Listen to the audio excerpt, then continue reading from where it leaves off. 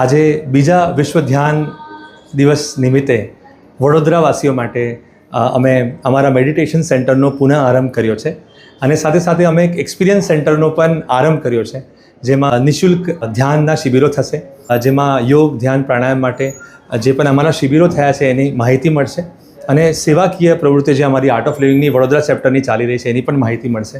વડોદરાવાસીઓ માટે આ એક ગિફ્ટ છે. જ્યારે લોકો અહીંયા આવીને એક ધ્યાનનો યોગનો અનુભવ કરે એના માટે અમે આ સેન્ટરનું ઉદ્ઘાટન કર્યું છે આજે. અને આયુર્વેદ આધારિત નાડી પરીક્ષણ પણ અહીંયા અમારા સેન્ટર પર ઉપલબ્ધ છે. સાથે સાથે અમારા જે શ્રી તત્વના જે આયુર્વેદાના પ્રોડક્ટ્સ છે એ પણ અહીંયા અમારા સેન્ટર પર અમારા સ્ટોરમાં ઉપલબ્ધ રહે છે. સેન્ટર સવારના 10થી સાંજના 6 વાગ્યા સુધી ખુલ્લું રહેશે. બીજા વિશ્વ ધ્યાન દિવસ નિમિત્તે ગુરુદેવ શ્રી રવિશંકરજી યુટ્યુબના ઓનલાઈનના માધ્યમથી આજે ઘણા બધા કરોડો લોકોને આ ધ્યાન કરાવવાના છે.